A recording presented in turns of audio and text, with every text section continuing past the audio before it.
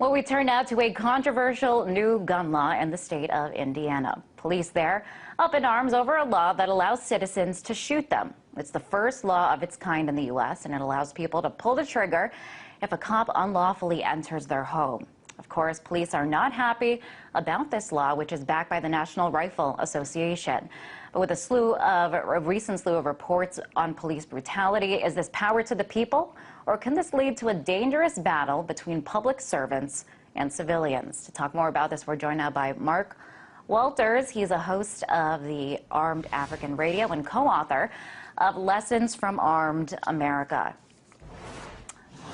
Welcome to the show there. So allowing people to shoot police, giving them this power, does this empower citizens?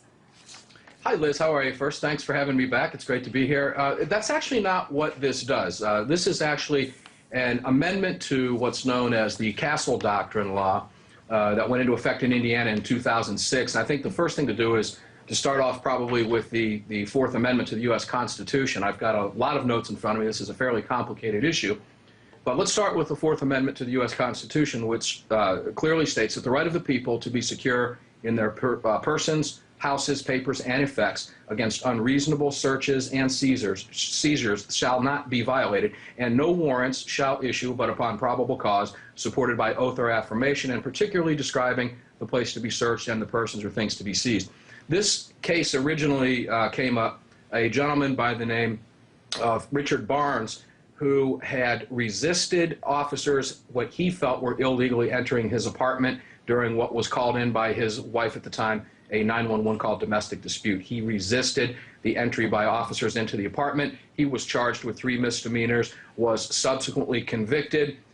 At issue was, during that case, his trial judge did not allow the jury to be told that he had the right, under common law and Indiana law at that time, to reasonably resist what he felt was an illegal or unlawful entry by the police. As a result, the judge did not allow that. The jury did not hear it. He was convicted. An appellate court overturned the conviction, and then it went to the Indiana Supreme Court, if you're following me on this, and the Indiana Supreme Court overturned the appellate, overturning his conviction, letting his convictions stand. And that's how we got where we are today. Okay, and that is the precedent, but this is just one incidence of police, I guess, misconduct. And we are seeing more reports of police misconduct in the country. I think we have some statistics here. I think these are the most recent. It's back from 2010.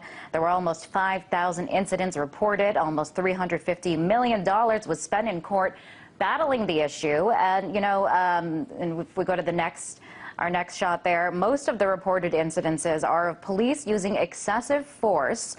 So does this serve as a justification for citizens being able to protect themselves against police?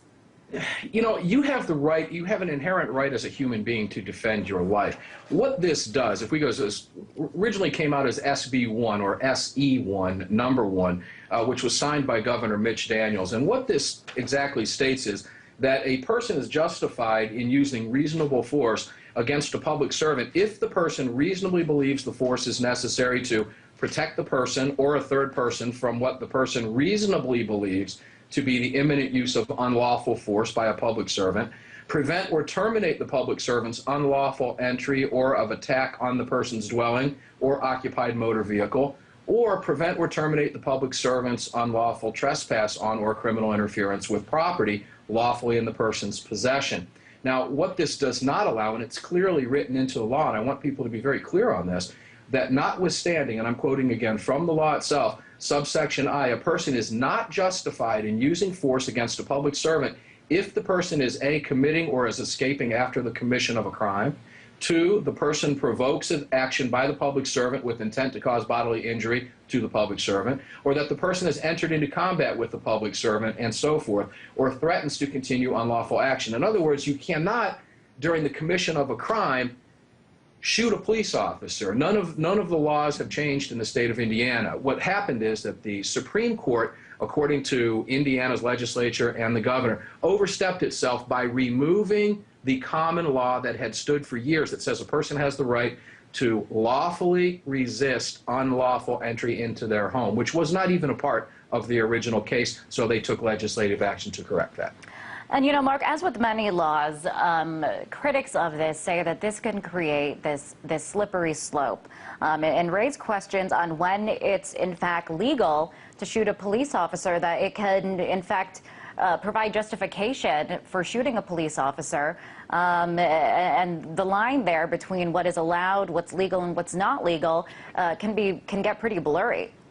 Yeah, no question. You know, law enforcement officers around the country, if you're reading some of the forums and, you know, are standing up in arms, I believe that many of those law enforcement officers are misinformed as to the law. Hopefully they're not getting their information from the San Francisco Chronicle or the Cleveland Plain Dealer. But the National Rifle Association has come up with a number of countenances, if you will, to the myths that SB 1 allows homeowners to shoot and kill police officers they believe are unlawful on their property or in their houses, for example. That's patently false. It allows reasonable force to be justified when a person reasonably believes it is an unlawful entry by force. And to be reasonable, the defensive force must be proportional to the reasonably perceived threat.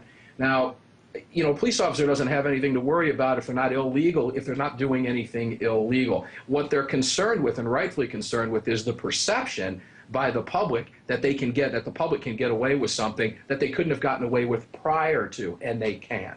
Nonetheless, this is stirring a lot of controversy and a lot of fears among the police over there in Indiana as to whether or not this will hinder them from being able to do their job well. And I do want to bring up a quote from a police officer. This was from the San Francisco Gate. He says, quote, "If I pull over a car and I walk up to it and the guy shoots me, he's going to say, well, he was trying to illegally enter my property. Somebody is going to get away with killing a cop because of this law." And what do you think about that fear that police feel like their lives are in jeopardy now because shooting a police can now be justified? I don't believe that it can be justified, and I think that's an unfounded fear. I'm not a police officer, and I'm not the one approaching that vehicle, so it's very difficult for me to speak to what's in that police officer's mind. However, it's illegal to shoot a police officer who approaches your vehicle on a traffic stop. You're not going to be able to come up with that excuse. I think that's an unfounded fear. You know, if you look at the way that this law is written, it's very clear when you look at SB 1 and actually read it when justifiable force is allowed and when it's not allowed. But it does not give anybody, the individual, the right to shoot at a police officer. But do you think this could put, because, you know, police are supposed to be public servants, is this pinning the public against the police? You know, I don't think so. I think it's a matter of how this is reported and how it's going to be perceived. You know, police understandably have every right to be concerned about the perception of the public and the way that this law is being perceived by the public as a means of how it's being reported by, quite frankly, irresponsible outlets. I read the San Francisco Chronicle reports, I've read the Cleveland reports and reports from across the country, and their quote, it's a lot of fear-mongering, quite frankly. None of them are going to the facts. If you were to head over to the NRA.ila or NRA.ila page, for example, you can get the facts on the myths. One of the myths is if a police officer is walking by a home and a woman screams because her husband is beating her, that the husband can shoot and kill the officer for entering the home and get away with it. That's patently false. The individual is in fact committing a crime, which is what is directly written into the law is illegal. There's been no change actually to Indiana law as it stood prior to the original case that caused all of this problem. They simply rewrote it back into the law. All right, and I guess ultimately, if they aren't serving the public's interest, why should they be treated differently from anyone else in terms of somebody feeling like they need to protect themselves against another person if they feel like their life is in danger?